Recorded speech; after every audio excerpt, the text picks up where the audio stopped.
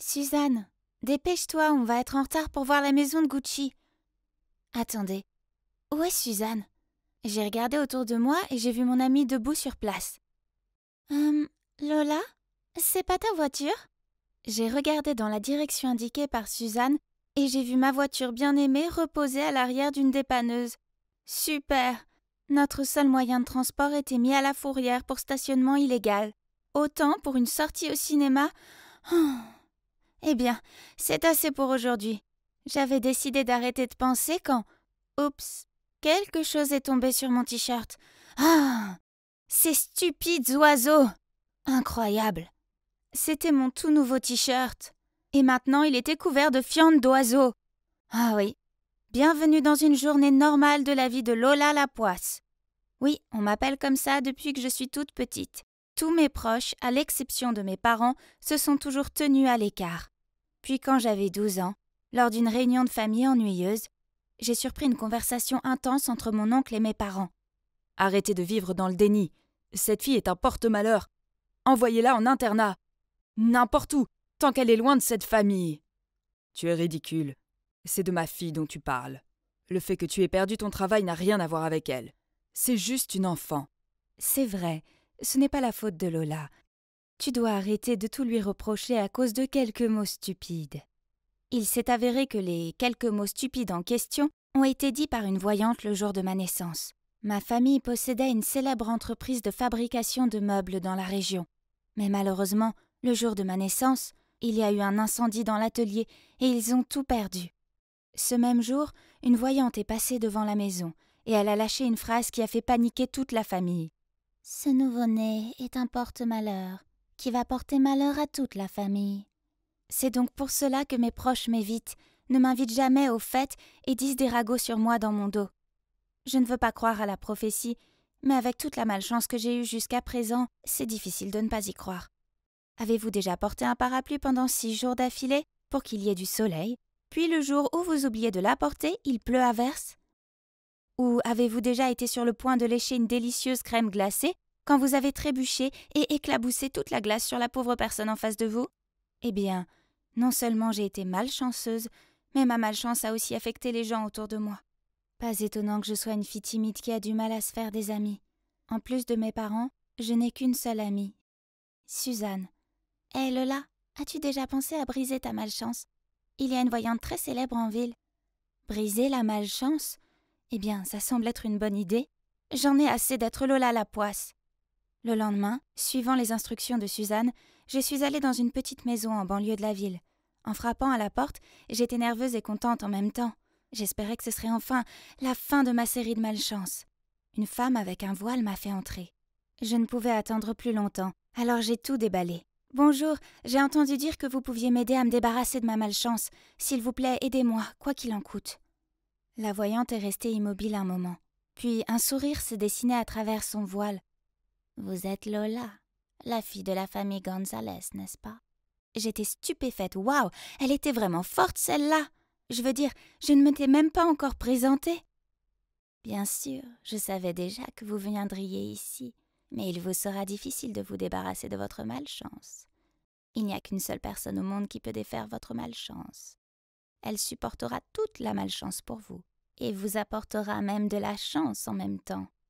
C'est vrai? Mais qui cela peut-il être dans ce vaste monde? J'ai murmuré. La voyante a souri et m'a dit que si je voulais d'autres indices, cela me coûterait quelques dollars en plus. Bon, j'ai déjà fait tout ce chemin, alors ça vaut la peine de dépenser le reste de mon argent de poche pour savoir qui est mon mystérieux sauveur, n'est-ce pas? Puis elle a sorti ce sac à cordon et l'a secoué. Elle m'a dit de tirer un objet. Ah, c'était un petit carreau avec une seule lettre dessus. Ah. Eh bien, intéressant. Une personne dont le nom commence par A. N'ayez crainte, Lola. L'univers vous guidera pour trouver cette personne très bientôt. Je suis rentrée chez moi et j'ai pensé aux personnes que je connaissais avec des noms qui commencent par A. Voyons voir. La personne la plus probable était Ariel, une de mes camarades de classe qui avait beaucoup de chance en tout. C'est vrai, ça doit être elle. Elle est née riche et chanceuse. Elle n'étudiait même pas mais avait toujours de bonnes notes. En fait, elle venait de gagner la tombola de l'école. Son prix était 1 an de beignets gratuits et un tour au bowling. Évidemment, elle était tout le contraire de moi. Avec sa chance inhérente, un peu de ma poisse ne la rendrait pas trop malheureuse, n'est-ce pas? Mais honnêtement, je ne suis pas fan d'Ariel. Elle est aigrie, méprisante et frimeuse. Quand même, chère Lola, il faut tout tenter pour mettre fin à ta malchance. Alors, j'étais déterminée qu'à partir de demain, je ferai d'elle ma meilleure amie. Ensemble, nous aurions l'équilibre parfait entre malchance et bonne fortune. Mais plus facile à dire qu'à faire. Être amie avec Ariel signifiait que je devais continuellement la complimenter sur tout. Ses nouvelles chaussures, ses bonnes notes, son choix de couleur de rouge à lèvres. Ah, elle m'obligeait aussi à faire la queue pour aller chercher son déjeuner. Quelqu'un comme moi avait du mal à porter son propre déjeuner sans trébucher. Alors 2. Mais le plus étrange, c'est que je ne suis même pas tombée. En fait, depuis que j'avais commencé à traîner avec Ariel, il semblait que rien de mal ne me soit arrivé. Avec ma nouvelle chance, j'ai commencé à m'ouvrir à d'autres camarades de classe. Et vous n'allez pas le croire. Une fille aussi chanceuse que moi a même gagné 2 tickets pour l'ouverture d'un nouveau parc aquatique. J'ai donc décidé d'en partager un avec Ariel. Pour être honnête, c'est sa chance qui m'a permise d'avoir ces tickets, n'est-ce pas? Mais, attendez. Est-ce que c'était Ariel qui titubait en sortant des vestiaires avec ses talons aiguilles? Quelle idiote! Et juste après ça, comme vous auriez pu le deviner, elle a glissé. Mais à ma grande horreur, elle s'est aussi frénétiquement agrippée à mon bras pour m'entraîner dans sa chute. Mais, attendez, pourquoi je n'ai pas eu mal? Oh, est-ce que j'ai rêvé? Est-ce que ce beau mec vient de me sauver? Quant à la princesse Ariel, elle s'est cassé un petit ongle et elle est partie en faisant la tête. Ce n'est pas grave, car j'avais un nouveau compagnon, mon héros super mignon, Anthony. Depuis lors, Anthony et moi nous parlons tous les jours. Et c'est ainsi que nous sommes officiellement devenus un couple. Honnêtement, qui aurait pu imaginer que Lola la guigne aurait un jour un merveilleux petit ami comme Anthony? Peut-être que ma chance avait finalement tourné. Hourra! Donc la prophétie s'était réalisée. Ariel était celle qui m'a porté chance. Mais en fait, en y réfléchissant bien, Ariel ne semblait pas avoir de malchance du tout entre-temps. Enfin, à part l'incident de l'ongle, mais là, elle a eu de la chance de ne pas se fouler la cheville ou autre. Peut-être que nous étions tous dans le train de la chance pour une fois, mais il reste une chose que je n'arrive pas à comprendre. Chérie, pourquoi es-tu si en retard aujourd'hui? Désolée bébé, en venant ici, ma roue a crevé. 2 fois. Oui, vous voyez, mon petit ami a eu beaucoup de malchance ces derniers temps. Mais attendez, Anthony est aussi un nom qui commence par la lettre A. Se pourrait-il que ce soit Anthony qui ait souffert de ma malchance? Et pas Ariel? Oh non, ça ne peut pas arriver. Puis, au cours des semaines suivantes, mes soupçons ont été confirmés. Anthony a perdu son téléphone. Il a égaré son devoir, a récupéré le mauvais chien chez le vétérinaire, et il a même fait tomber le vase de chez sa mère tout neuf et super cher. Smash! Je pouvais continuer à porter la poisse, mais je ne voulais pas que mes proches aient à endurer cette charge à ma place. Au lieu de ça, je devais trouver un moyen d'aider Anthony à s'en sortir pour de bon. Peut-être il pourrait trouver quelqu'un de super chanceuse qui inverserait sa malchance. Avec ce plan en tête, j'ai organisé un pique-nique pour nous deux, puis j'ai invité la personne la plus chanceuse que je connaisse, Ariel. Au début, tout semblait aller pour le mieux. Il ne pleuvait pas, il n'y avait pas de fourmis dans nos sandwichs, mais ensuite, j'ai remarqué qu'Ariel gloussait et jouait avec ses cheveux en regardant Anthony. Oh non! Ariel avait le béguin pour mon petit ami. Le problème, c'est que plus je les voyais ensemble, heureux et sans malchance, plus j'en concluais que Anthony était mieux sans moi. J'ai donc commencé à ignorer ses appels et ses messages, et j'ai délibérément évité les endroits où il pouvait se trouver. Tout allait bien, jusqu'à ce qu'il se pointe devant mon école. Lola, pourquoi tu m'ignores? Qu'est-ce que j'ai fait de mal? J'ai fait semblant de ne rien entendre et j'ai continué à marcher. Mais il m'a couru après et m'a attrapé par le poignet. Alors je lui ai crié « Rien! Tu es parfait! C'est pour ça que j'ai arrêté de te parler. Je porte la poisse, tu mérites mieux. » Il m'a jeté un regard confus. Alors je lui ai expliqué que la malchance avait tendance à me suivre, moi et les gens dont j'étais le plus proche. Et c'était pour ça que j'avais arrangé un rencard pour lui et Ariel. Tu es tellement folle. Es-tu sérieusement prête à laisser tomber ce que nous avons à cause d'une stupide prophétie? De plus, je ne suis pas un objet que tu peux donner à n'importe qui. Puis il est parti en trombe. C'était affreux. Maintenant, j'avais perdu mon incroyable et attentionné petit ami, et je ne pouvais m'en prendre qu'à moi-même. Plus tard ce soir-là, maman est entrée dans le salon et m'a vue affalée sur le canapé en train de pleurer. Elle m'a demandé ce qui n'allait pas, et j'ai fondu en larmes à propos de ma malchance, sur la voyante et sur le fait que j'avais perdu mon petit ami à cause de ça. Je pense qu'il est temps que j'aille voir cette voyante. Et c'est peut-être la même que le jour de ta naissance.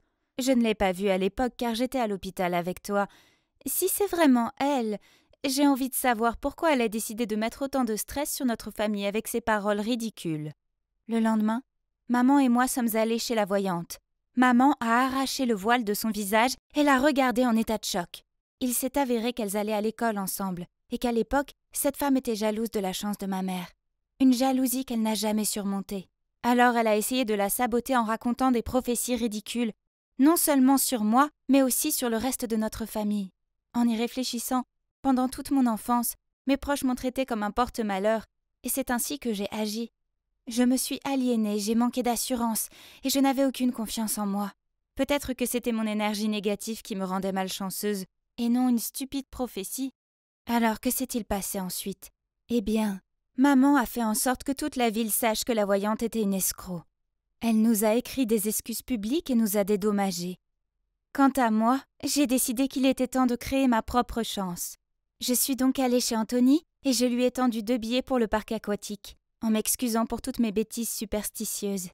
Il a semblé apprécier ce geste et m'a pardonné.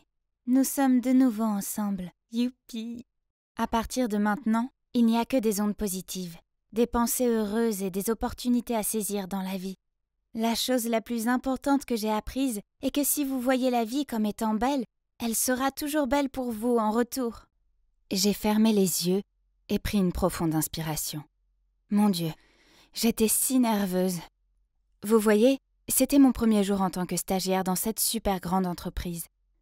D'un côté, l'anxiété ne cessait de me gagner, mais d'un autre, j'avais hâte de commencer à travailler dans ce bureau chic et professionnel.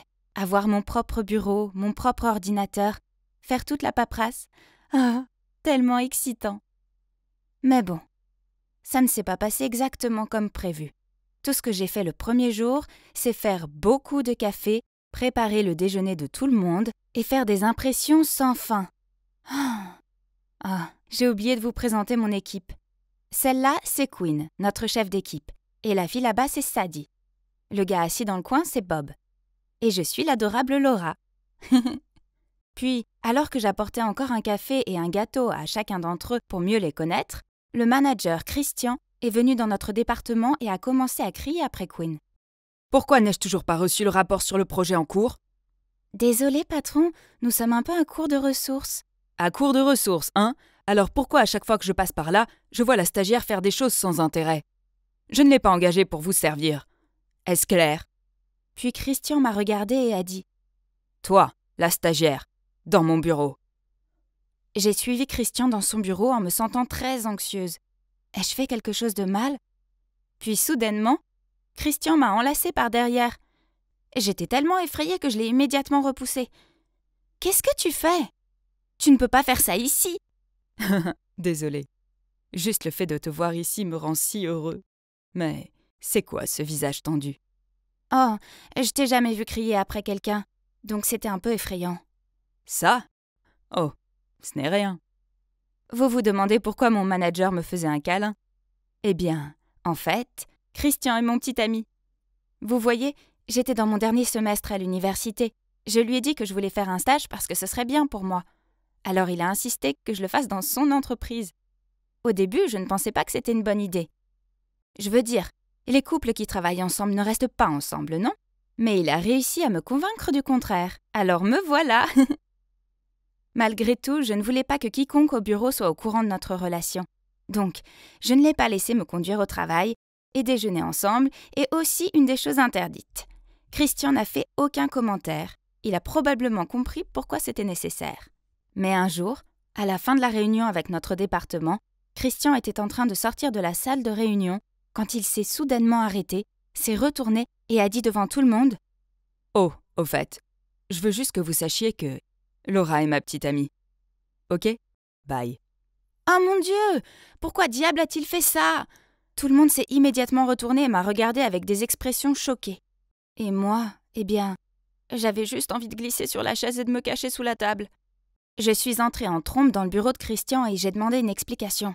Hier, j'ai déjeuné avec un manager d'un autre département. Il m'a dit qu'il t'aime bien et qu'il voulait t'inviter à sortir. Donc, j'ai pensé que c'était mieux d'informer tout le monde que t'es ma copine. Ai-je raison? Quoi? Ah! Non! Les hommes et leurs égos débiles. Ah! Bref, j'espérais que ça ne changerait rien. Mais comme je le craignais, ça l'a fait. Énormément. Dès qu'on a découvert que j'étais la copine de Christian, on a commencé à me traiter différemment. Chaque fois que j'entrais dans une pièce, ils arrêtaient tout de suite de bavarder et me jetaient des regards gênants. Ou, après le travail, ils sortaient boire un verre mais faisaient exprès de ne pas m'inviter. C'est nul d'être mise à l'écart comme ça. Puis un jour, c'est devenu bien pire. Je suis arrivée au bureau très tôt, car je devais envoyer un mail avant 9h. Mais mon PC ne s'allumait pas, alors je me suis mise sous la table et j'essayais de voir si un câble était débranché. Juste à ce moment-là, Bob et Sadie sont entrés dans le bureau en bavardant. Il est clair que Laura n'a obtenu ce stage que parce qu'elle est la copine de Christian. Et t'as vu ses vêtements? Que des marques chères. Eh bien, avoir un copain qui est le directeur d'une grande entreprise doit être extra. Quoi? Je n'accepte jamais de cadeaux chers de Christian. Ils sont tous de moi. Puis pendant le travail, j'ai accidentellement jeté un coup d'œil sur l'écran de Quinn. Et j'ai vu qu'il parlait de moi dans une discussion de groupe. Le fait que je n'ai pas à faire le sale boulot juste parce que mon petit ami est le manager. Entendre et lire tous ces commentaires méchants m'a poussé à me sentir vraiment frustrée. Je n'étais donc pas d'humeur à travailler toute la matinée. L'après-midi, nous avons eu une réunion sur le projet sur lequel nous travaillions tous, et Christian m'a demandé de lui remettre le rapport. Oh mince, j'avais complètement oublié de le faire. Désolée, j'ai pas encore écrit le rapport. Puis-je te demander pourquoi? Et qu'est-ce que t'as fait toute la matinée? Pour le bien de notre équipe, concentre-toi. Nous ne pouvons pas gâcher ce projet. J'ai juste beaucoup de problèmes, d'accord? Les stagiaires sont des humains aussi. Bon sang, je vais vous envoyer le rapport d'ici la fin de la journée. Tout le monde m'a jeté des regards ahuris. Surtout Christian. Mais attendez, je vois certains d'entre eux sourire. Ces sourires étaient-ils pour moi? Après la réunion, tout le monde s'est rassemblé autour de moi, m'a tapé sur l'épaule et m'a félicité d'avoir tenu tête à Christian. Pour être honnête, ça faisait du bien d'être marqué et pas ridiculisé. Donc, peut-être qu'il y avait encore une chance que je puisse les convaincre, non? Le lendemain, à midi, Christian est passé au département pour déjeuner avec moi, mais je lui ai dit devant tout le monde que je voulais déjeuner avec l'équipe. Il avait l'air confus, mais a quand même dû accepter. Le déjeuner avec toute l'équipe était génial, sauf pour une chose. Il n'arrêtait pas de me poser des questions sur Christian, comme « Comment est-il en dehors du bureau? Pourquoi est-il toujours si strict et grincheux ?» J'ai remarqué qu'ils aimaient parler de Christian. Alors je leur ai dit « Oh, Christian est un super petit ami. Il est très attentif et c'est un excellent cuisinier. » Mais il n'était pas intéressé par ça.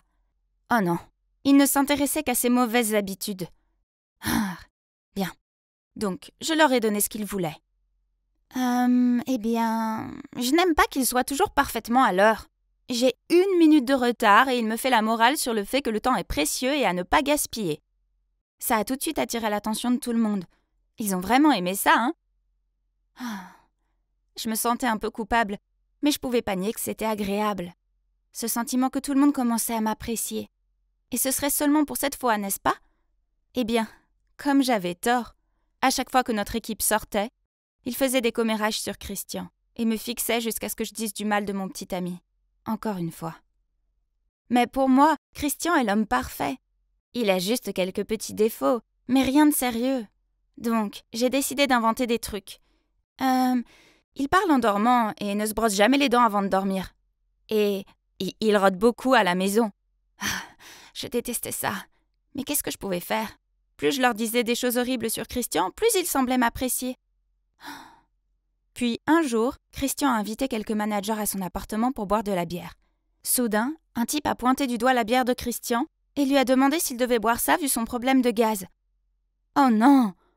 Puis ce type a dit à Christian, l'air confus, que tout le monde au bureau faisait des commérages sur lui.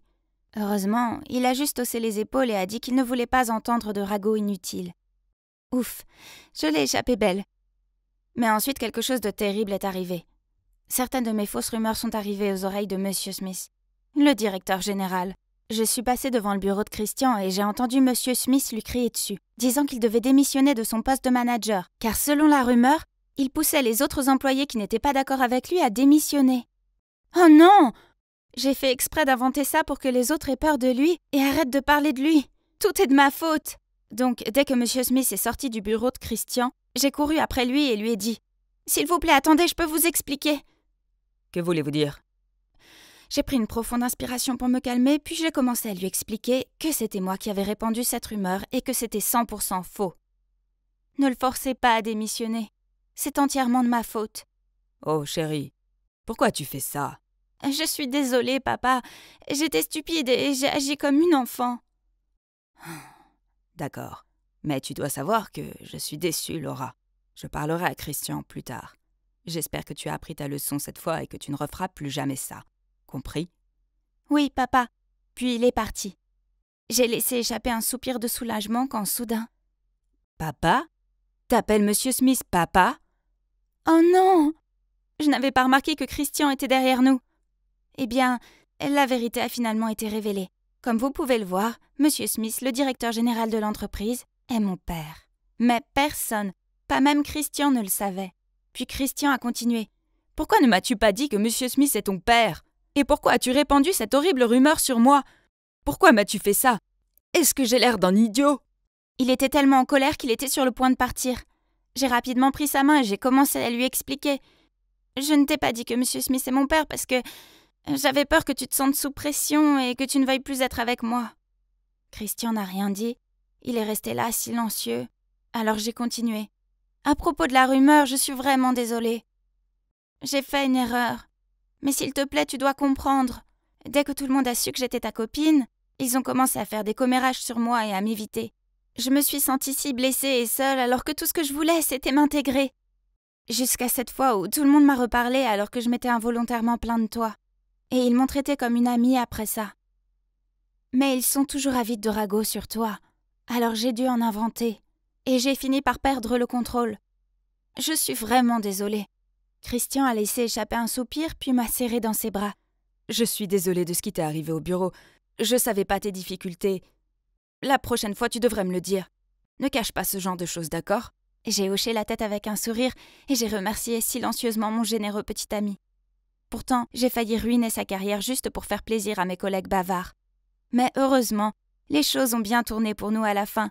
Les gens ont fini par découvrir que Monsieur Smith était mon père, car, eh bien, les yeux et les oreilles étaient partout dans cette entreprise, on ne peut rien cacher. Puis ils ont commencé à dire que Christian ne sortait avec moi qu'en raison de son poste de manager. Ah, ils ne s'arrêteront jamais, n'est-ce pas? Mais de toute façon, j'en avais plus rien à faire. Mon stage s'était rapidement terminé et j'ai décidé de ne pas revenir dans cette entreprise, évidemment. Je trouverai un environnement plus approprié. Mais en fait, le temps que j'ai passé là-bas m'a appris une leçon importante. Ne pas se soucier de ce que les autres pensent de vous et rester à l'écart de tous ces dramas de bureau. C'est tellement épuisant. Elle est si jolie, comme une vraie Barbie. J'aimerais que mes cheveux soient aussi brillants et blonds que les siens. C'est ce que les gens pensent de moi. Mais tout ce que j'ai toujours voulu, c'est d'être une adolescente normale, comme tout le monde. Vous voyez, depuis que je suis petite, je me suis distinguée avec mes cheveux blonds platine et mes yeux bleus. Les gens ont souvent dit que je ressemblais à une Barbie. Certains m'appellent même Barbie. Ma mère a toujours été très fière de mon apparence. Elle me mettait des robes de princesse et m'inscrivait à des concours de talent pour enfants que je gagnais le plus souvent. Cela a attiré l'attention des médias et bientôt j'ai été invitée à poser pour de grandes marques. À l'époque, j'étais très contente par cette idée. J'aimais toutes les louanges et les petits soins. Mais, de façon inattendue, c'est cette célébrité précoce qui m'a fait perdre progressivement ma liberté.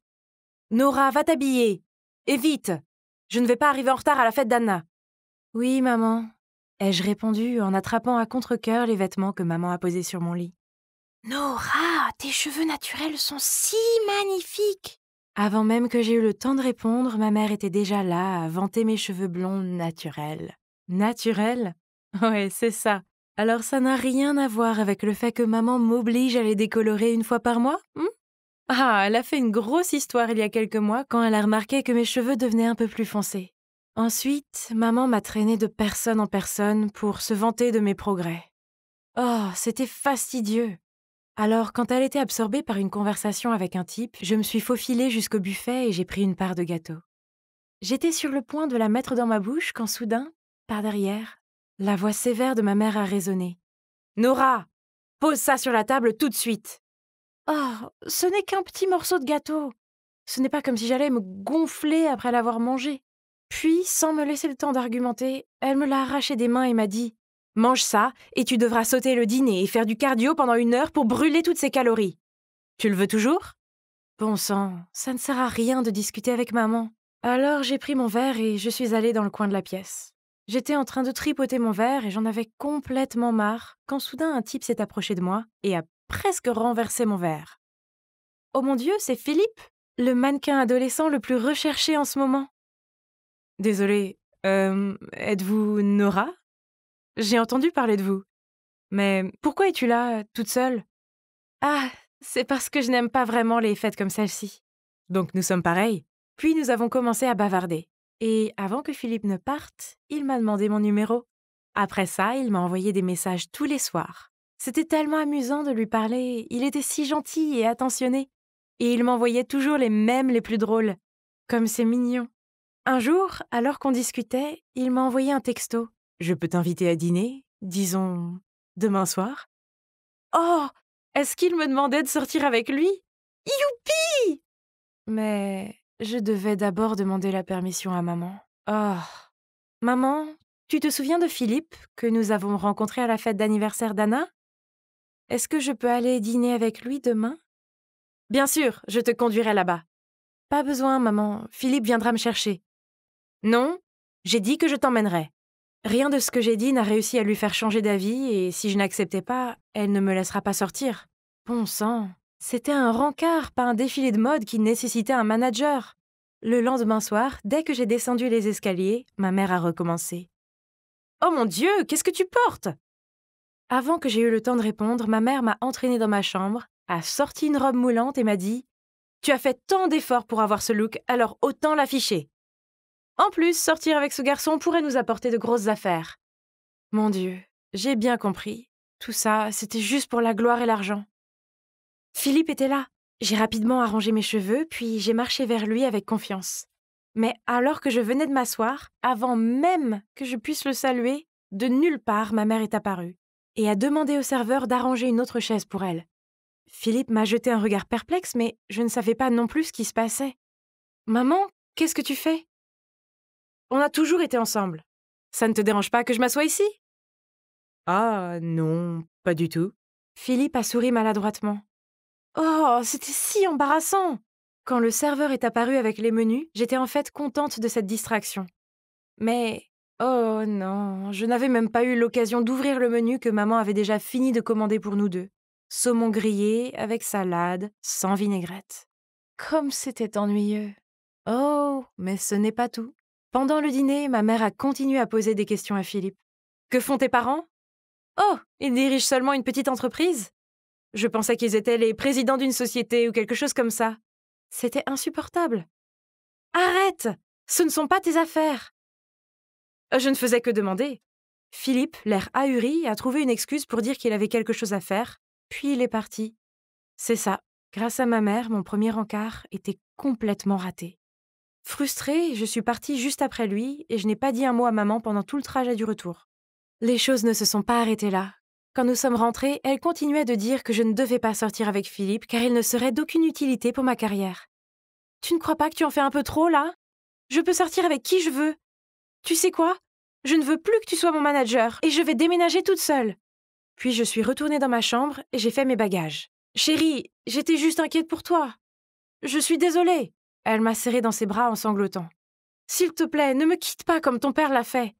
Je ne peux pas vivre sans toi. » En entendant ça, mon cœur s'est effondré. Elle avait raison.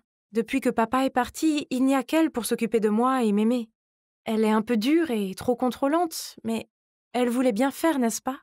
J'ai envoyé plusieurs SMS à Philippe pour m'excuser, mais il n'a jamais répondu. « Nora, regarde droit devant toi. Où est passé ton charisme ? Faisons une petite pause. » « Qu'est-ce qui se passe ? Tu sembles distraite aujourd'hui. » J'ai soupiré et raconté à Éléanore mon rendez-vous avec Philippe. Mon Dieu, ta mère est totalement une maniaque du contrôle. Tu dois être forte et t'opposer à elle pour gagner ta liberté. Bien sûr, je voulais la liberté. Mais par où commencer? Soudain, mon téléphone a sonné et a arrêté le cours de mes pensées. C'était maman. Chérie, Anna est malade. Je reste chez elle ce soir. Le dîner est dans le frigo et n'oublie pas d'aller sur le tapis roulant 1 heure avant de te coucher. Je t'aime. Youpi! Ce soir, je serai libre de faire ce que je veux. Donc, j'ai soudainement eu une idée brillante. Oui, j'allais organiser une soirée pyjama. Eleanor a suggéré de commander des pizzas et bien sûr, tout le monde a accepté avec enthousiasme. Trop bon! Soudain, la porte s'est ouverte. Mes yeux se sont écarquillés d'horreur quand j'ai vu que c'était maman. Et oh mon Dieu, elle avait l'air furieuse. Nora, que diable fais-tu maintenant? Et vous pouvez deviner la suite. Elle a chassé tous mes amis, et pire encore, elle m'a forcé à me réveiller à 5 heures du matin pour s'entraîner. Tout ça à cause d'une bouchée de pizza. Eleanor avait raison, je devais mettre un terme à cela en lui tenant enfin tête. C'est insupportable. Pour évacuer le stress, le lendemain, j'ai décidé de faire quelque chose que j'ai toujours voulu. Waouh, c'est trop mignon! Je le sais, ça fait du bien de faire ce que je veux. Nora, pourquoi es-tu là? Comment se fait-il que tu n'aies répondu à aucun de mes appels? Surprise, je me suis retournée pour voir ma mère debout qui me regardait fixement. J'ai rapidement couvert le tatouage sur mon poignet avec mon autre main, mais c'était trop tard. Nora, comment oses-tu te faire tatouer sans ma permission? Retourne là-dedans et fais-le enlever tout de suite. Non, maman. Mon corps, mon choix. À partir de maintenant, je prendrai les décisions sur ma propre vie. Tout le monde dans la rue s'est arrêté pour nous regarder. Voyant cela, maman a jeté un regard furieux à Eleanor, puis m'a traînée vers la voiture. Mais comment a-t-elle su que j'étais au studio de tatouage? Juste à ce moment-là, mon téléphone a vibré, avec un appareil AirTag inconnu à proximité. Attends, est-ce que ça pourrait être? J'ai rapidement vérifié mes affaires et, oh mon Dieu, c'est vrai! Maman avait collé un AirTag dans un coin caché de mon sac. Pourquoi as-tu attaché un AirTag à mon sac? Pour que je sois au courant quand tu fais des choses stupides, comme ternir ton corps avec un affreux tatouage. Va le faire enlever dès que possible. J'ai 18 ans, je peux faire ce que je veux. Eleanor avait raison, tu veux juste faire de moi une marionnette à contrôler. Je le savais. Nora, je t'interdis de traîner avec cette fille, plus jamais. Elle est jalouse de toi et veut ruiner ta carrière. Elle voulait juste m'aider. Ton comportement n'est pas acceptable. Puis elle m'a tirée dans ma chambre et a fermé la porte à clé. Tu vas y rester jusqu'à ce que tu reprennes tes esprits. J'ai tapé sur la porte et crié jusqu'à ce que ma voix soit enrouée, mais ça n'a servi à rien. 3 jours ont passé, maman m'apportait toujours à manger, mais elle refusait de me laisser sortir. Oh non! Voulait-elle me garder ici pour toujours? J'ai vite appelé Eleanor à l'aide, mais ça n'a pas marché. Pourquoi ne répondait-elle pas au téléphone? Et puis, soudain, j'ai vu un article qui rapportait qu'un mannequin avait parlé de la façon dont Eleanor l'avait trompé pour lui voler sa place de vedette pour le prochain défilé d'un célèbre créateur. Et ce mannequin était moi? Impossible. Ce n'est pas du tout ce qui est arrivé. Et je n'ai pas été en contact avec la presse. Puis une pensée a traversé mon esprit. Maman. C'est ça. En tant que manager, elle a dû dire cela aux médias pour diffamer Eleanor, tandis qu'Eleanor doit penser que c'est moi qui ai fait tout cela. Ah, pas étonnant qu'elle ignorait mes appels. En colère et déçue par le comportement de maman, j'ai décidé de me confier à mon Twitter. De façon inattendue, après seulement 20 minutes, mon post a été partagé rapidement, et le hashtag #RescueNora était en tête des recherches. Mais maman est alors entrée en colère et a confisqué mon téléphone. Ne t'attends pas à ce que quelqu'un vienne ici et te sauve. Le lendemain matin, j'ai été réveillée par des bruits forts venant de l'extérieur. Hein? Qu'est-ce qui se passe? Je me suis dirigée vers la fenêtre et j'ai vu une foule de personnes tenant des pancartes disant « Libérez Nora » et « Laissez Barbie sortir ». Mais attendez une minute. J'ai repéré des visages familiers. Eleanor et Philippe. Ils tenaient une grande pancarte disant « Nous voulons voir Nora ». Finalement, sous la pression de la foule, maman a été obligée de me libérer. Honnêtement, j'étais reconnaissante envers les gens qui m'avaient soutenue. Surtout Eleanor et Philippe. Grâce à eux, j'ai enfin osé briser le contrôle et l'emprise déraisonnable de ma mère et être moi-même. Donc, j'ai décidé d'emménager dans mon propre appart. Quant à ma mère, je veux lui pardonner, mais c'est difficile. J'espère qu'elle comprendra que ce qu'elle a fait était mal. Nous pourrons reconstruire notre relation. Oh, et une dernière chose, Je ne décolorerai plus mes cheveux juste pour avoir des cheveux de poupée comme avant. J'ai décidé de garder ma couleur de cheveux naturelle. Cela pourrait affecter ma carrière de mannequin, et alors? C'est ma couleur naturelle, et je l'aime bien. Quoi qu'il en soit, comme vous pouvez le voir, la vie est belle, car j'ai ma meilleure amie Eleanor et mon petit ami Philippe à mes côtés. Je me demande ce qui prend autant de temps à Valérie. Elle est dans cette cabine d'essayage depuis des lustres. Valérie, tout va bien là-dedans? Ne force pas si ça ne rentre pas. Non, c'est la dernière robe du magasin. J'ai juste besoin de rentrer mon ventre un peu plus. Alors? C'est magnifique, n'est-ce pas?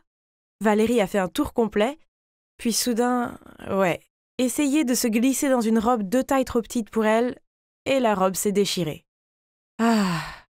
Des rires ont éclaté autour de nous et Valérie est devenue écarlate, s'est empressée de payer la robe et m'a tirée hors du magasin. Pourquoi suis-je si grosse? Oh!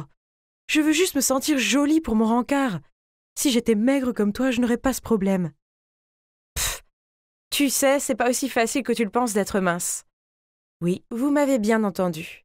Être mince a ses inconvénients. Tout d'abord, la mode. Mon cauchemar. Je dois porter une taille XS et les vêtements me pendent toujours dessus. En fait, la plupart de mes vêtements proviennent de magasins pour enfants. Alors je me sens si peu à la mode. Et puis en hiver, je dois porter des tonnes de couches juste pour ne pas mourir de froid. Et en été, je ne peux pas porter de jolis vêtements car je ressemble à un cintre. En plus de cela, parce que je suis si maigre, on me demande souvent de faire des trucs insensés. Une fois, j'étudiais dans ma chambre quand soudain j'ai entendu ma sœur Camilla m'appeler. Elle avait oublié ses clés et m'a obligée à passer par le petit trou de la fenêtre pour les récupérer. Sérieusement, je ne peux plus supporter ça. Puis, une autre fois, Valérie m'a fait ramper dans le casier de la classe pour l'aider à tricher à son test d'espagnol. Malheureusement, le professeur est entré pendant que cela se passait et m'a donné une semaine de retenue, bien évidemment. Oh mon Dieu, No Way Home est tellement bon. Je ne peux carrément pas penser à un seul point faible. Yep, la partie vers la fin... Ah! Ouais, devinez quoi? J'avais réussi à coincer mon pied dans une bouche d'égout. Mon Dieu, quelle malchance! J'ai essayé de dégager ma jambe, mais c'était en vain, elle ne bougeait pas. J'étais là, à paniquer à l'idée d'être coincée ici pour toujours, et mes amis se sont juste rassemblés et m'ont posé des tas de questions du genre « Madeleine, comment diable ton pied est-il entré dans une si petite fente ?» Waouh, c'est incroyable! Jaden, mon ami rat de bibliothèque, a même sorti une règle de son sac à dos et a commencé à mesurer la largeur de la fente. Pfff. Mes chers amis, je suis coincée ici. Arrêtez de rester bouche bée et aidez-moi! Finalement, ils ont essayé de m'aider à sortir, mais à la fin, nous avons dû appeler les pompiers. À ce moment-là, une foule immense s'était rassemblée autour de moi et des inconnus me filmaient. Lorsque j'ai enfin été libérée, tout le monde m'a regardée et a retenu ses rires. Même Parker, mon béguin, souriait. Bon sang, c'était plus qu'embarrassant. Mais un mec canon comme Parker n'aurait jamais remarqué un squelette en mouvement comme moi de toute façon. Ne pense pas comme ça, Maddy. Tu es si jolie. Fais preuve d'un peu de confiance, d'accord? Valérie a dit en me donnant un coup de coude sur le bras. J'ai posé le livre et lui ai lancé un regard furieux, et j'ai soudain remarqué que Parker se dirigeait vers notre table en souriant. Et ouais, il a dit qu'il voulait s'asseoir avec nous. Même si je dansais dans ma tête, je devais rester calme. Et oh mon Dieu! Pouvez-vous croire qu'il a même dit que j'étais mignonne? Après ce jour, Valérie a continué à m'encourager en me disant qu'il m'avait clairement donné le feu vert. Alors, finalement, j'ai rassemblé mon courage pour écrire tous mes sentiments pour Parker sur une note et la mettre dans son cahier. À la fin du cours ce jour-là, il est venu à mon bureau et m'a pris la main. Waouh! Tout allait bien. Super même. Jusqu'au jour où, alors que nous faisions une promenade romantique au bord du lac des Cygnes, Parker s'est soudain tourné vers moi et a dit « Tu es si belle, Maddy. Et si tu prends quelques kilos de plus, tu seras la fille la plus populaire de l'école. » Oui, je sais, mais c'est difficile pour moi de prendre du poids. Pas de problème, laisse-moi faire. Je vais te faire grossir. Je pensais que Parker plaisantait, mais il s'est avéré qu'il était tout à fait sérieux. Depuis ce jour, chaque fois que nous sommes sortis ensemble, au lieu de m'emmener au bowling et au cinéma comme d'habitude, Parker m'emmenait au restaurant. Je jure que j'ai essayé tous les restaurants de notre ville. Plus surprenant, le jour de mon anniversaire, Parker m'a même offert un bouquet de poulet frit. Comme c'est romantique! Mais cela n'a rien changé, parce que mon poids est resté le même. Parker était déçu lorsqu'il a jeté un coup d'œil et a vu que la balance n'avait pas bougé. Alors il a soupiré.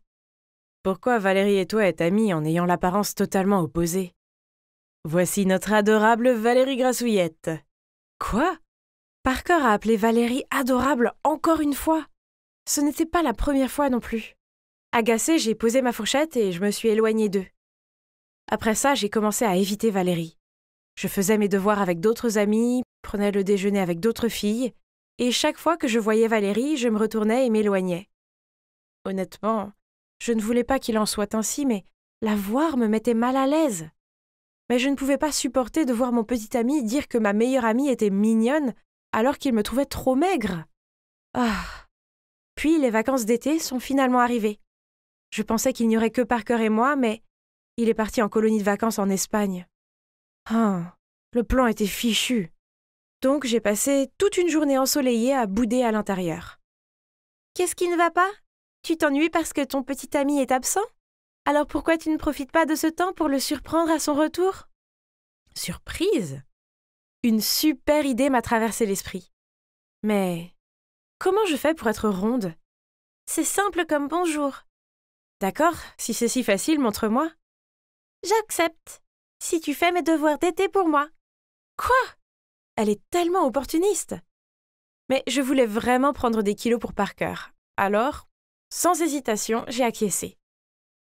Donc, à partir de ce jour, j'ai commencé à suivre le plan de prise de poids de Camilla.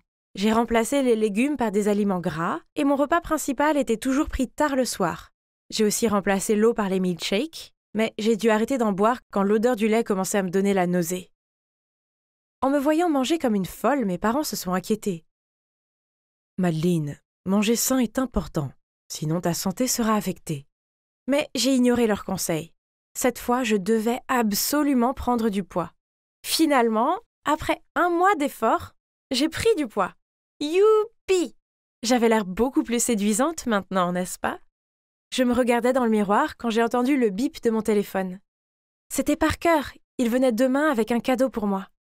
Le lendemain, j'ai mis cette robe que je ne m'étais jamais sentie assez confiante pour porter auparavant. Et j'ai demandé à Camilla de m'aider à me maquiller. Dès que j'ai terminé, j'ai attendu Parker avec impatience dans le salon. La sonnette a retenti, j'ai ouvert la porte avec enthousiasme, mais dès qu'il m'a vue, Parker a dit immédiatement « Oh, désolé, je me suis trompé de maison. » Puis il s'apprêtait à partir. « Hein? Il ne m'a pas reconnue? Ça va être amusant. » « Non, chérie, tu ne t'es pas trompée. C'est moi, ton destin. »« Madeleine, c'est vraiment toi? Oh mon Dieu, comment diable peux-tu être aussi grosse? On ne s'est pas vu depuis seulement 1 mois. Alors, tu ne penses pas que je suis plus jolie? » À ma surprise, Parker a secoué la tête. « Non, non, tu es si grosse maintenant, ça ne te va pas. Perds un peu de poids. » Oh, c'était vraiment déroutant. Je pensais qu'il voulait que je sois plus grosse. Aussi agaçant que cela puisse être, j'ai quand même écouté Parker et j'ai essayé de perdre le poids que j'avais pris. Ah. Donc il s'avère que perdre du poids est bien plus difficile qu'il n'y paraît. En fait, il est 1 million de fois plus difficile de perdre du poids que d'en prendre.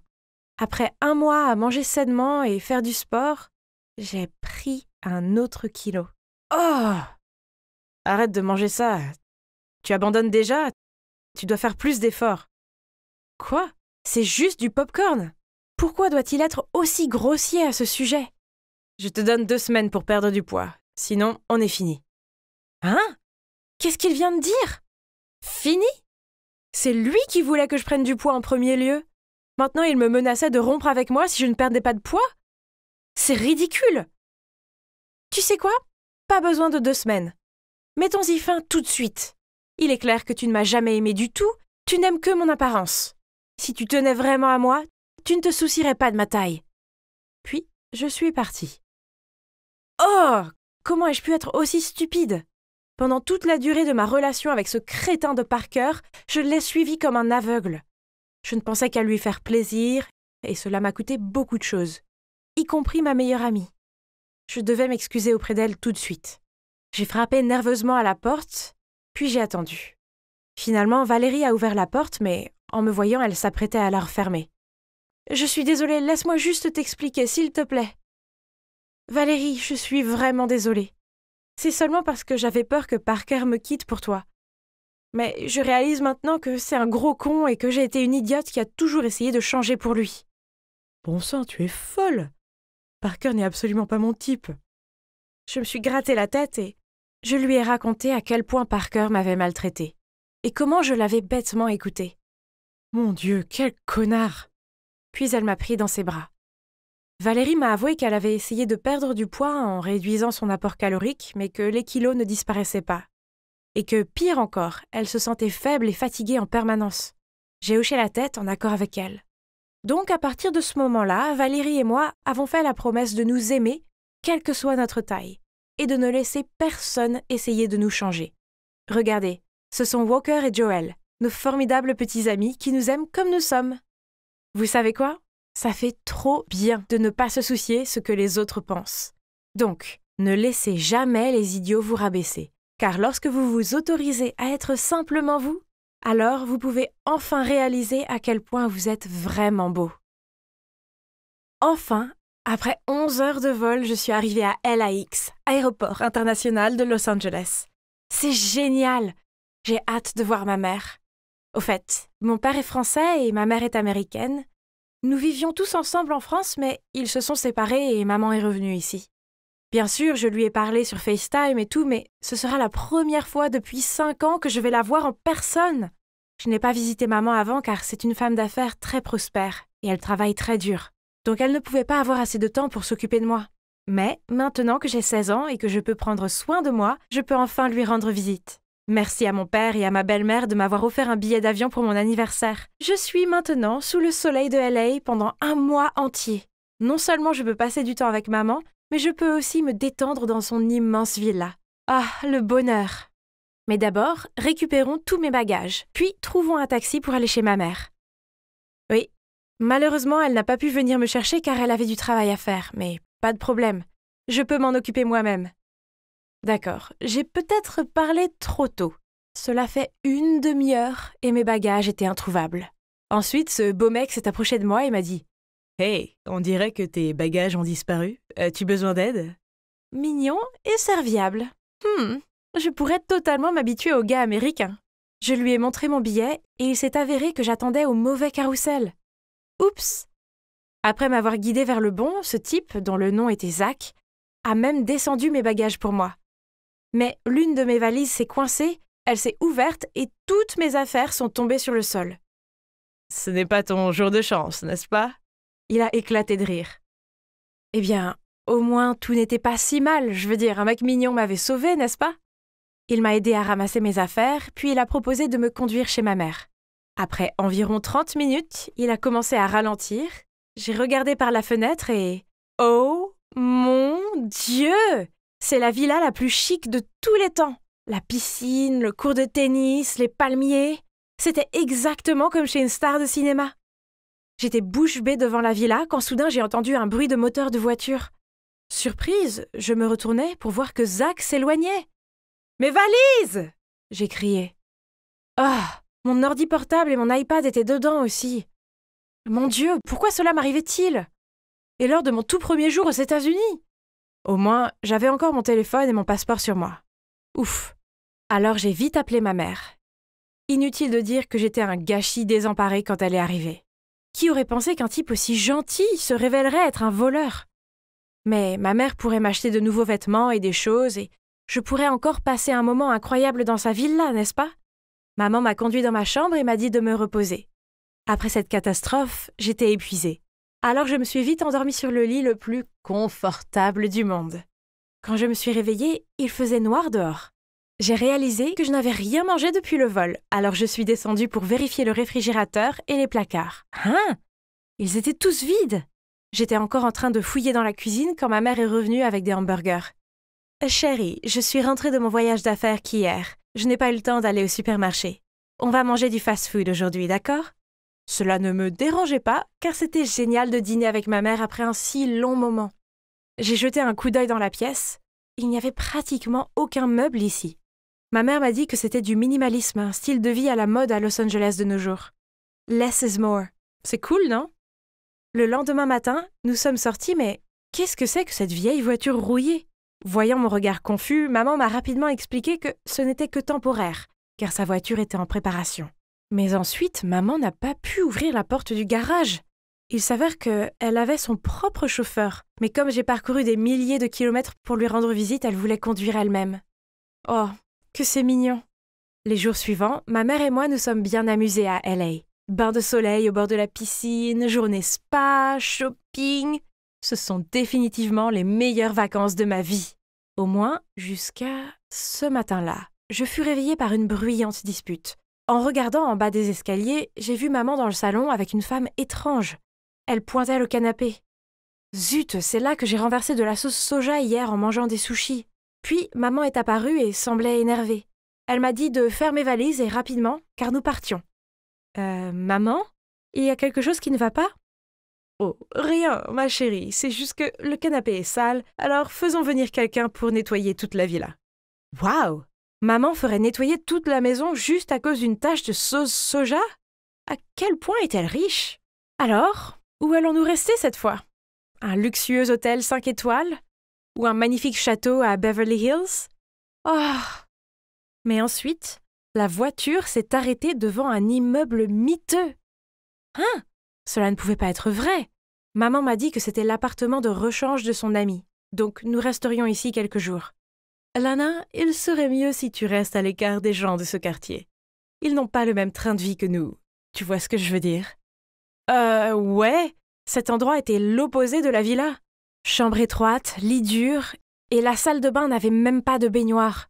Depuis que nous sommes ici, maman ne m'a plus emmenée dehors. Le soir, elle s'habillait élégamment et se rendait à ses réunions de travail chic. Un de ces soirs, j'étais assise seule à regarder YouTube en train de grignoter des frites pour la 5e fois cette semaine, quand on a frappé à la porte. Je l'ai ouvert et il y avait là un gars débraillé, se présentant comme Frankie, le fils du propriétaire. Je lui ai dit qu'il devait y avoir une erreur car nous n'étions là que pour quelques jours. Je suis allée fermer la porte, mais il l'a bloquée avec son pied. Madame Anita a loué cet appartement pendant 2 ans. Que veux-tu dire par quelques jours? Je viens de la voir prendre un taxi à la porte d'entrée, ne me mens pas. Non, ma mère est une femme d'affaires prospère qui possède une villa à Brentwood Park. Alors tu as dû confondre ta mère avec quelqu'un d'autre. Bref, rappelle à ta mère, la femme d'affaires, de payer le loyer. Puis il a ricané et s'est éloigné. Comment ose-t-il dire ça? Et pourquoi est-ce que je tombe que sur des crétins? Oh! Quand maman est revenue, je lui ai dit ce qui s'était passé. Je pensais qu'elle trouverait ça plutôt drôle et tout, mais non, à la place, elle s'est vraiment fâchée. Tu n'aurais pas dû lui ouvrir la porte. Je t'ai dit de ne pas fréquenter les gens d'ici. D'accord, entendre des mensonges inventés sur toi, ça doit être nul, mais devait-elle être si furieuse à ce sujet? Le lendemain matin, je buvais du thé sur le balcon quand soudain, j'ai vu un visage familier passer dans la rue. Mon Dieu! C'était le crétin de l'aéroport, Zach! Ce voleur! J'ai crié en me précipitant, mais quand je suis arrivée, il avait disparu. J'étais encore exaspérée quand une voix est venue de derrière. « Qu'est-ce que tu fais en criant si tôt le matin ?» Je me retournai pour voir Frankie appuyé contre le mur, les bras croisés. « Ça ne te regarde pas, escroc. »« Hein? Escroc? Que veux-tu dire? »« Arrête de mentir. J'ai déjà dit à ma mère que tu essayais de me soutirer de l'argent. »« C'est ça? Alors, tu penses que c'est moi le menteur? » Avant que je ne puisse répondre à cette question provocante, j'ai entendu la voix de ma mère m'appeler depuis le balcon. « Hé, fille riche, si tu veux savoir la vérité, je te suggère de venir me rencontrer ce soir, et nous irons suivre ta mère. » Maman est apparue et, en fronçant les sourcils, m'a demandé pourquoi je parlais à Frankie. Je lui ai répondu que je demandais des directions, puis je suis entrée rapidement dans ma chambre et j'ai fermé la porte. Frankie était clairement un crétin voleur et menteur, n'est-ce pas? Mais alors, pourquoi ces mots sont restés gravés dans ma tête? J'avais remarqué quelques trucs bizarres, comme quand on était à la villa. J'ai demandé à maman où étaient les couverts, mais elle ne s'en souvenait plus. Mais là, dans cet appartement, elle les a tout de suite trouvés. De plus, pourquoi y avait-il une photo d'elle dans la chambre, alors que c'était la maison de son amie? Cette nuit-là, alors que maman s'apprêtait à sortir, encore une fois, j'ai repéré son collier. Seulement, c'était en fait mon collier, celui qui avait été volé avec le reste de mes affaires. Mon père a fait faire ce collier sur mesure juste pour moi, Donc il était unique. Mais pourquoi maman l'avait-elle? Je l'ai complimentée et lui ai demandé d'où elle l'a acheté. En rougissant, elle m'a dit que cet homme riche avec qui elle venait de commencer à sortir le lui avait offert. Puis elle a dit qu'il l'emmenait dîner ce soir. Je me forçais à sourire, mais dans ma tête, il y avait plein de questions. Qui était vraiment maman? J'ai secrètement suivi ma mère dans la rue. Soudain, une main tapotait à mon épaule. « Allons-y. » Je me suis retournée et c'était Frankie. Sans rien dire, j'ai hoché la tête et je suis montée rapidement dans sa voiture. Et nous avons suivi le taxi de maman. Attendez, ce n'est pas la villa où nous sommes restés avant? Après un moment, une voiture de luxe est arrivée, emmenant ma mère dans un restaurant cher à proximité. Nous avons regardé à travers le mur de verre. Elle était là. Ma mère était assise là, souriant et parlant avec un homme en costume. Faisait-elle semblant de vivre dans cette villa pour tromper cet homme? Était-elle une croqueuse de diamants? Je ne pouvais plus regarder ça. Alors j'ai tiré sur le bras de Frankie, mais bizarrement, il semblait être aussi choqué que moi. C'était ton idée, alors pourquoi tu as le visage pâle? Il a juste secoué la tête et m'a ramené à la maison. Nous avons attendu dans l'appartement que maman revienne et... Oh mec, c'était tendu. Vers minuit, nous avons entendu la porte s'ouvrir, et maman est entrée et nous a regardés avec inquiétude. Elle a commencé à chasser Frankie de là, mais je l'ai interrompue. Maman, je sais tout. Tu habites ici depuis 2 ans. Tu es pauvre et tu escroques les hommes riches. Chérie, ce n'est pas comme ça. S'il te plaît, calme-toi et je t'expliquerai tout. Donc, il s'avère qu'après son divorce de mon père, elle était déterminée à retourner aux États-Unis et à réussir dans les affaires. Mais elle a échoué et elle était si embarrassée qu'elle a menti à moi et à papa. Ensuite, quand je venais lui rendre visite, elle a dépensé le peu d'économies qu'elle avait pour louer une villa chic pour moi. Mais quand j'ai accidentellement renversé de la sauce soja sur ce canapé coûteux, elle n'avait pas les moyens de le réparer, alors nous avons été expulsés. Quant à l'homme avec qui je sortais ce soir, je l'ai croisé en me promenant en dehors de la villa. Il est riche et gentil, il m'aime bien et je l'aime aussi. Mais qu'en est-il de ce collier? Maman, c'est en fait le mien. Il était dans ma valise volée. Ma mère a jeté un regard confus. Mais avant qu'elle ne puisse dire quoi que ce soit, Frankie a crié « Cet homme est un fraudeur !» Maman et moi sommes restés bouche bée alors qu'il se tournait vers moi et disait « Je suis désolée, mais je pense que vous devez connaître la vérité. » Puis, Frankie nous a dit que cet homme n'était autre que le père de Zach. Après m'avoir ramené à la villa, Zach s'est dit que ma mère était riche, alors il a persuadé son père de venir flirter avec elle. Mais comment as-tu découvert la réalité sur ces gars? Parce que je connais Zach. Quand j'ai vu Alana le poursuivre, j'ai su qu'il l'avait volé. Mais c'est mon ami. Génial! Alors vous m'avez tous les deux menti. Je me suis précipitée dans ma chambre, j'ai verrouillé la porte et j'ai éclaté en sanglots. Le lendemain matin, maman a frappé à ma porte, mais je l'ai ignorée. Alana, je sais que tu es en colère contre moi, mais j'ai laissé un sandwich ici, alors s'il te plaît, mange au moins quelque chose. Je suis vraiment désolée. Je voulais juste être une mère parfaite pour toi. Ces mots m'ont fait pleurer une fois de plus. Mais je peux dire au fond de mon cœur que je suis désolée pour elle. Après cela, j'ai ouvert la porte et je l'ai serrée dans mes bras. Puis nous avons toutes les deux pleuré dans les bras l'une de l'autre. Je quitte LA aujourd'hui, avec maman. Elle redéménage en France avec moi, où elle pourra repartir de zéro. Pendant que je traînais ma valise jusqu'au taxi, Frankie est apparu et m'a présenté ses excuses. J'ai juste haussé les épaules et lui ai dit que ça n'avait plus d'importance. Enfin, au moins, il a fini par avouer et a sauvé ma mère de cet escroc. Hey, fille riche, bonne chance. Et n'hésitez pas à rester en contact. Alors, et maintenant? Eh bien, maman se réinstalle dans la vie française, elle a un nouveau travail et un appartement chic. Je reste avec elle chaque week-end et c'est bien de passer enfin du temps avec la vraie elle. Quant à Frankie, eh bien, nous nous envoyons beaucoup de Snapchat. Alors, d'accord, peut-être que je l'aime bien. Je prévois de lui rendre visite cet été. J'espère que mon prochain voyage aux États-Unis ne sera pas aussi fou que le précédent. Maman, viens voir ce que Agnès a fait à ma robe. Oh non, quoi encore? Regarde ça, maman, c'est froissé. C'est entièrement de ta faute. Je t'ai dit que cela nécessite d'être lavé à la main, c'est-à-dire à la main. Oh, ne pleure pas, ma chérie. Je vais t'en acheter une autre. Tu peux donner celle-là à Agnès. C'est à toi maintenant. Nouvelle robe, heureuse, hein? On peut y aller, maman. On mangera une pizza après ça. J'en ai tellement marre des plats gastronomiques prétentieux d'Agnès. Bien sûr, ma chérie. Oui, je sais. On dirait une scène de Cendrillon, non?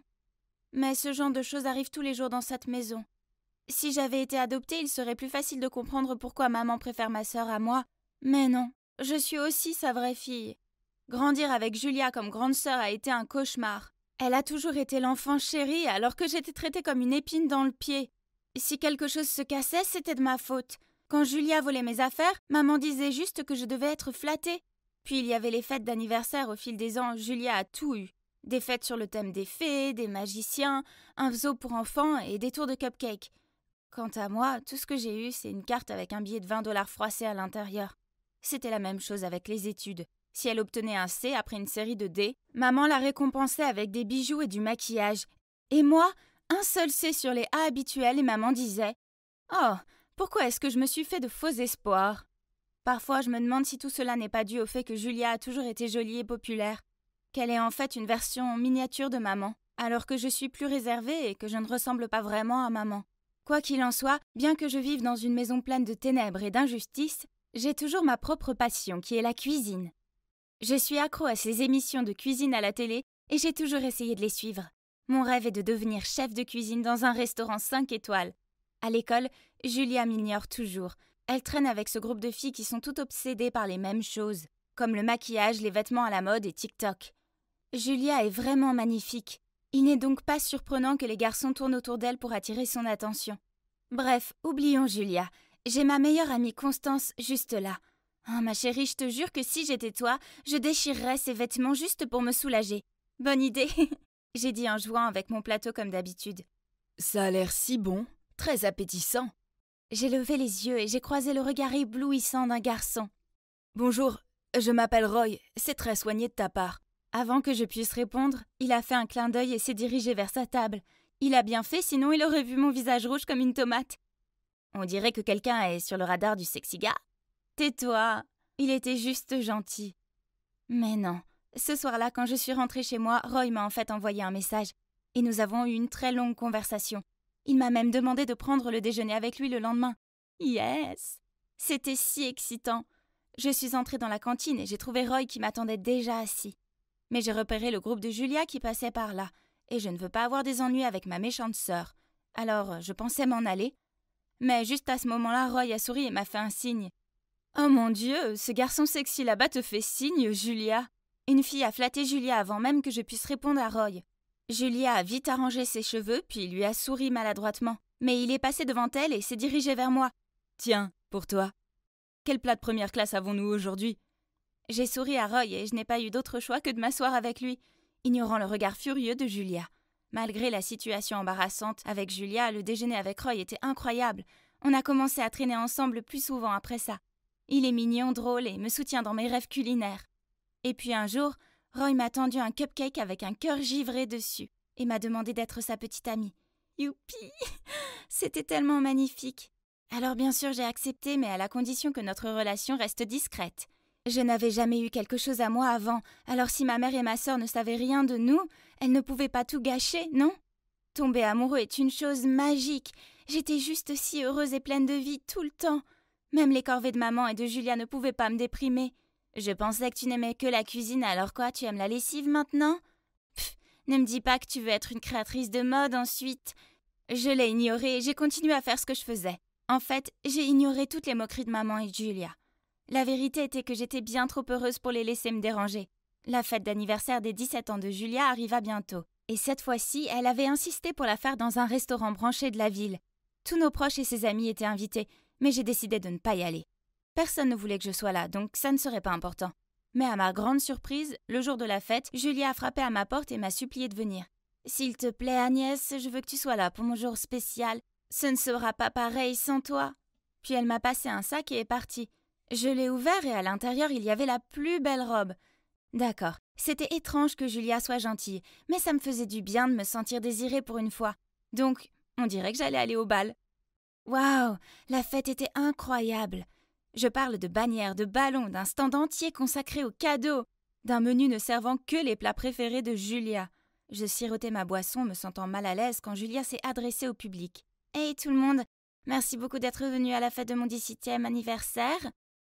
Maintenant, il y a un invité très spécial que j'aimerais vous présenter à tous. C'est mon nouveau petit ami, Roy. » J'ai regardé avec horreur Roy sortir de la foule et le laisser Julia le prendre dans les bras. « Ah, quoi? Pourquoi mon petit ami était avec ma sœur ?» Je l'ai regardé droit dans les yeux, mais il ne pouvait pas croiser mon regard. C'était terrible, j'avais l'impression de ne pas pouvoir respirer. Paniquée, je me suis précipitée dehors prendre l'air. « Tout ce qui est à toi sera bientôt à moi, peu importe comment tu le caches. » Je me suis retournée pour voir que Julia se tenait là, un énorme sourire en coin sur le visage. Comment pouvait-elle être aussi effrontée? Je l'ai dépassée pour aller chercher maman. Elle criait au serveur pour qu'il apporte d'autres boissons. Je suis allée vers elle et j'ai balancé ce que Julia avait fait et combien j'étais bouleversée. « Bon sang, arrête d'en faire tout un plat. Julia est ta sœur, alors sois heureuse pour elle. En plus, Roy est bien plus fait pour elle que pour toi. » Ah, c'est fini. Je ne peux plus supporter cette famille égoïste. Je m'en vais. Ouais, vas-y. Disparais comme ton bon à rien de père l'a fait. Ce soir-là, je me suis rendue chez Constance avec un sac rempli de mes affaires et le visage en larmes. Cela ne pouvait être que temporaire, alors j'ai continué à chercher un autre endroit où rester.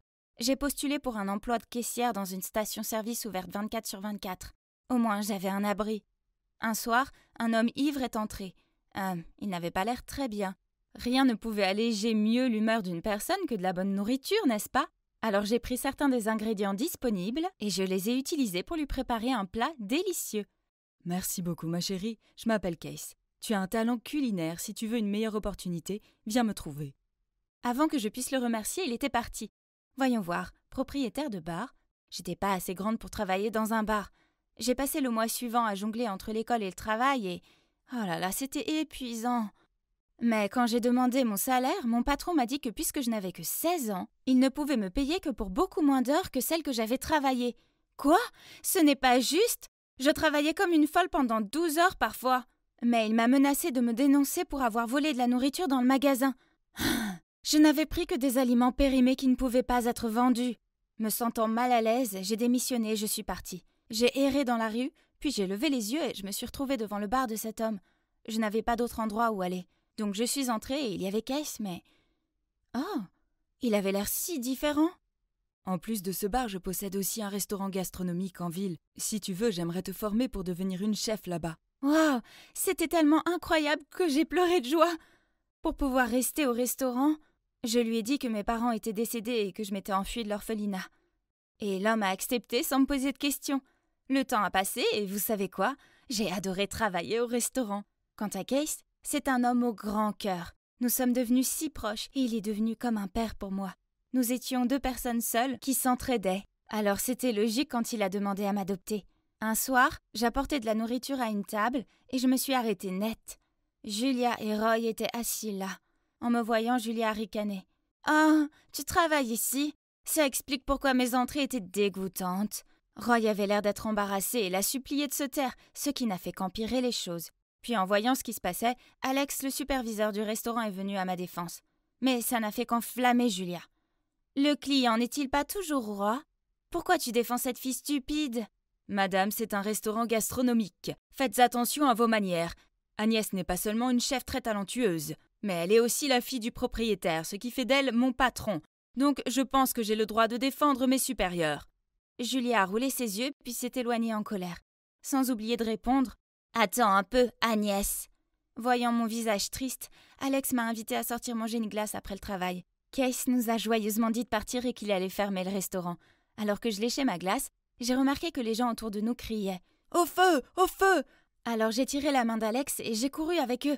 Lorsque les flammes sont apparues, mon cœur s'est effondré quand j'ai réalisé d'où elles venaient. C'était le restaurant. Oh non, Case était toujours dedans. Sans réfléchir, j'ai foncé à l'intérieur pour le trouver. Il était impossible de voir avec autant de fumée, mais je ne pouvais pas abandonner.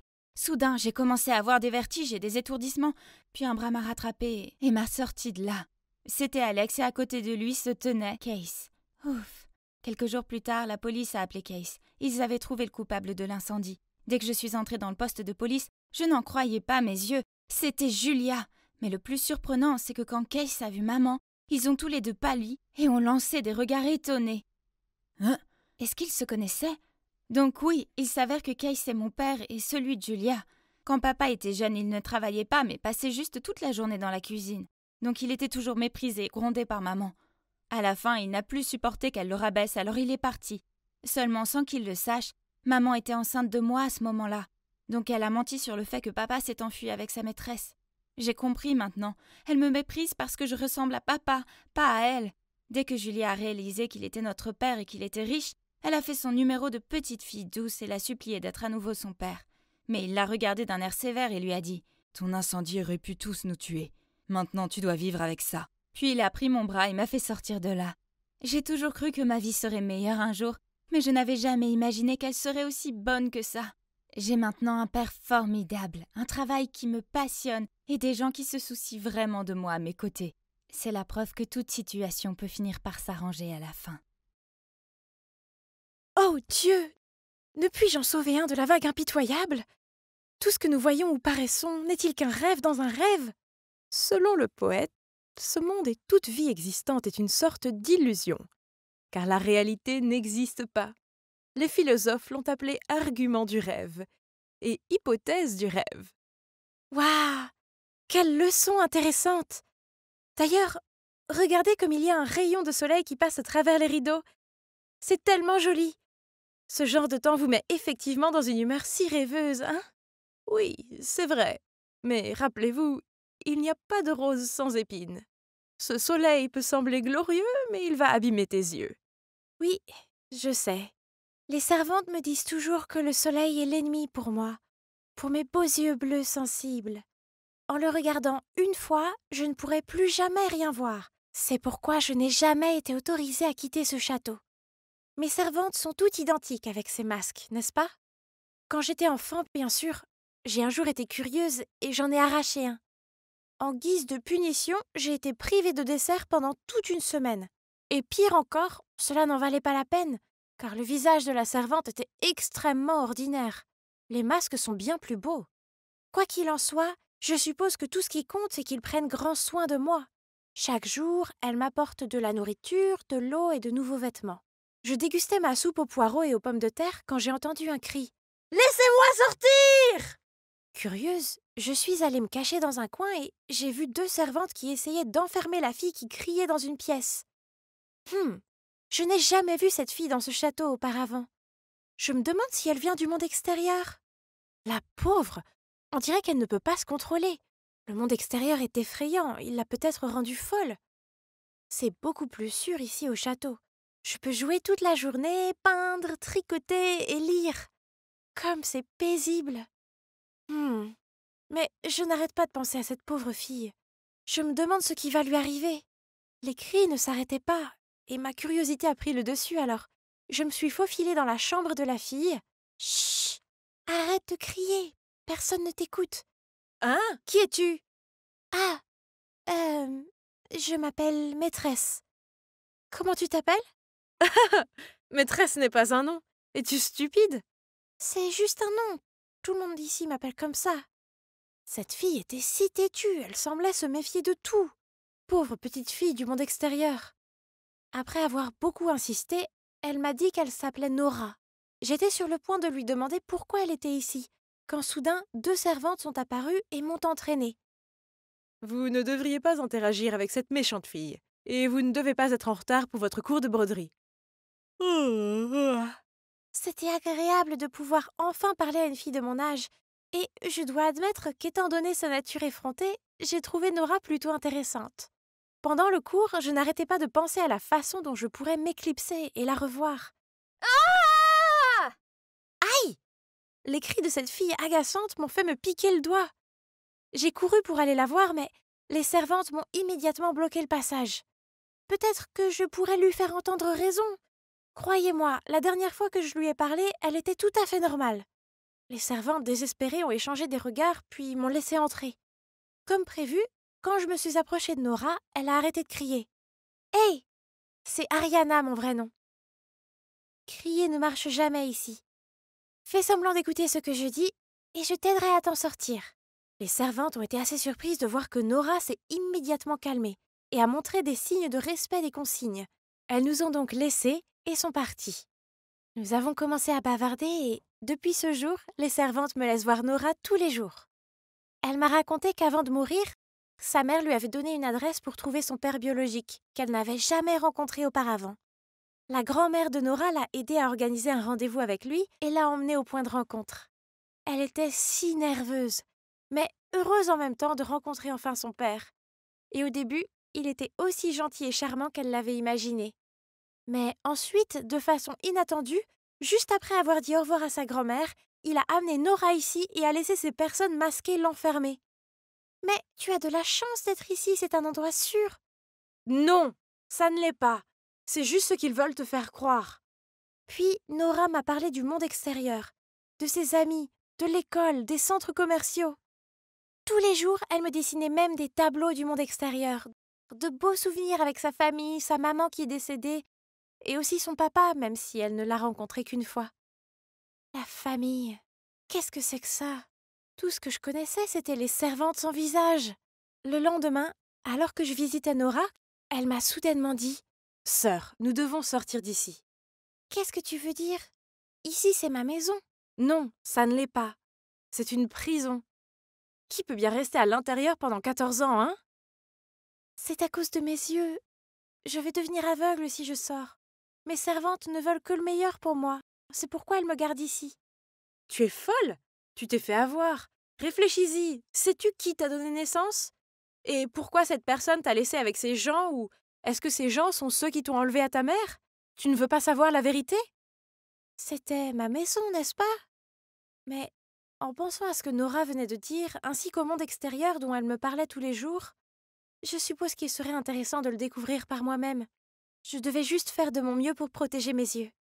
Je me suis donc faufilée dans la chambre de la gouvernante et j'ai volé la clé de la porte d'entrée. En approchant du hall principal menant à la porte, nous avons vu une femme masquée se tenir à côté d'un homme. Dans ses bras se trouvait une jeune fille profondément endormie. Hein? C'est mon papa! Quoi? Il est venu te chercher ou quoi? Tu ne vois pas qu'ils sont tous dans le même bateau? Et c'est elle la meneuse! Je les ai observés de plus près et j'ai repéré les cheveux argentés et la robe luxueuse de la femme masquée. Ce n'est pas mon testeur. Elle vit dans la grande suite et me rend visite chaque semaine pour évaluer mes études et mon étiquette. Maman, comment vas-tu gérer ce cas? Laisse-la dans la chambre vide au bout du couloir. Quant à Nora, je pense qu'elle s'installera correctement dans une semaine ou deux, puis nous pourrons commencer ses leçons d'étiquette et de culture.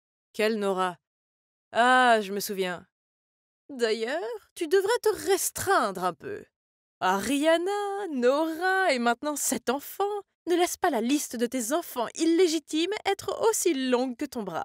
Alors, tu peux les jeter quelque part. Pourquoi t'embêter à les élever? Ce sont mes petites filles, après tout. Elles ne peuvent pas finir comme ces rats des rues, et qui sait, elles peuvent devenir utiles. Mais il faut que ce soit le dernier. Laura ne doit pas savoir ce que nous faisons. Cela ruinerait le nom de notre famille aisée. Tu comprends? Je sais, mais ne crains rien, car ma femme est gentille et stupide. Grâce à ton geste intelligent, elle est complètement ignorante de ses affaires. Donc, nous étions les enfants illégitimes de cet homme sans cœur? Et à cause de sa tromperie, il nous forçait à vivre dans l'obscurité? Je ne veux plus être enfermée et qu'on me mente. Nous devons nous échapper. À partir de ce moment-là, Nora a continué à se comporter comme un ange, ce qui nous a permis d'étudier ensemble. Et aujourd'hui, c'est le jour J. Ariana a une convulsion. Nous devons l'emmener à l'hôpital le plus vite possible. Mais les servantes ont appelé le docteur pour qu'il vienne ici à la place. Oh non, le plan était de s'échapper quand on serait dehors. Si le docteur venait ici, il découvrirait que mes rougeurs étaient peintes et notre plan serait dévoilé. Ok, plan B. J'étais toujours allongée sur le lit à jouer le rôle d'un patient, pendant que Nora verrouillait la porte de la chambre et allait à la salle de bain en criant « À l'aide! Il y a une araignée géante ici !» Comme prévu, le médecin est allé vérifier, puis Nora l'a immédiatement enfermée. Puis nous avons vite sorti de sous le lit la ficelle nouée faite avec les tissus du cours de broderie, et nous nous sommes échappés par la fenêtre. Ah! Je me suis pris la tête entre les mains dès que j'ai atterri. Je ne m'attendais pas à ce qu'il y ait autant de lumière dehors. Ça me brûle les yeux, Nora. Quoi? On n'a pas le temps pour tes hystéries. Tu seras terminée si tu es coincée ici de toute façon. Ouvre les yeux et cours. Dépêche-toi. Mais j'ai peur. Hein? Il ne s'est rien passé. Mes yeux semblaient bien aller. Mais je n'ai pas eu le temps de me réjouir car j'ai aperçu, oh mon Dieu, 2 servantes qui me poursuivaient. Nora a tiré ma main et a couru vers le jardin. Heureusement, nous étions déjà hors de leur vue quand... Ouf, ouf, un énorme chien est apparu de nulle part et nous a grogné dessus. Je me suis accroupie dans un buisson quand Nora a fait signe au chien de s'approcher, puis l'a caressé. Waouh! Magique! Le chien est soudainement devenu inhabituellement obéissant et nous a conduits à un endroit secret, un passage de la taille d'un chien. J'ai hésité, mais voyant que les servantes nous rattrapaient, je me suis précipitée à contre-cœur. Je n'arrive pas à croire que je mette mon destin entre les mains de cette fille insouciante. Elle a dit que nous devions aller tout de suite chez sa grand-mère pour avoir de l'aide. Qu'est-ce que c'est que ces choses qui font des allers-retours sur la route? Pourquoi font-elles ce bruit si fort et gênant? Et pourquoi Nora agite-t-elle ses bras dans tous les sens? Voulait-elle qu'il s'arrête? Dommage que personne ne l'ait fait car elle n'est pas une princesse. Nous avons continué à marcher jusqu'à ce que nous voyions quelque chose que Nora a appelé un camion. Elle s'est précipitée et m'a aidée à monter à l'arrière du camion. Oh! Il était plein de bananes. Je m'en suis rempli la bouche pour éviter de mourir de faim, tandis que le paysage continuait à changer. Ce truc s'est arrêté et nous sommes immédiatement descendus avant de se faire prendre. Je la tenais serrée, effrayée par tous les gens qui nous entouraient. Ils n'arrêtaient pas de me fixer. Et quel genre de style était-ce?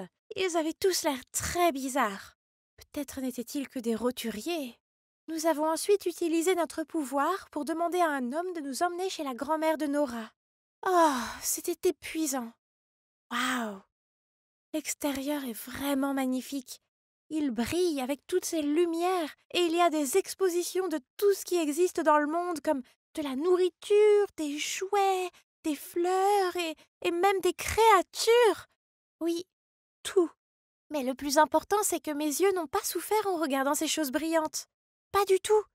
La grand-mère de Nora semble gentille, mais sa maison est remplie d'objets les plus étranges. Pendant que Nora lui racontait ce qui s'était passé, je me suis retrouvée envoûtée par la boîte noire parlante sur le mur. Soudain, la grand-mère de Nora nous a emmenés dans son camion, beaucoup plus petit, et nous a conduites dans un endroit appelé les flics. Ils portaient tous ces mêmes tenues rigolotes et nous bombardaient de dizaines de questions déroutantes. Et qu'est-ce qu'une carte d'identité exactement? Quelques jours plus tard, la nouvelle est tombée que les flics avaient attrapé mon soi-disant père, ma grand-mère et les domestiques également. Comme prévu, c'était un coureur de jupons. Et lorsque ses amants lui ont demandé de subvenir aux besoins de ses enfants, il a eu tellement peur que sa femme le découvre qu'il a pris ses enfants et les a enfermés dans le château. Ils attendent actuellement ce qu'on appelle un procès, qui, selon Nora, est l'endroit où les mauvaises personnes reçoivent leur châtiment. Waouh! Le monde extérieur est tellement occupé. Je n'avais pas réalisé qu'il y aurait autant de visages démasqués. Et cette étrange boîte qui parle me fait toujours peur, surtout quand quelqu'un tient une arme. Nora dit que lorsque je me serai plus adaptée à ma nouvelle vie, je commencerai l'école avec elle. Et un jour, j'apprendrai même à conduire un de ces petits camions. Mais d'abord, elle m'apprend à m'habiller comme les autres et à utiliser cette brique pour communiquer avec eux. Ce monde est déroutant, mais je suis sûre qu'avec l'aide de Nora, je vais bientôt trouver mes marques. Même si c'est juste pour apprendre à répondre à mon voisin mignon.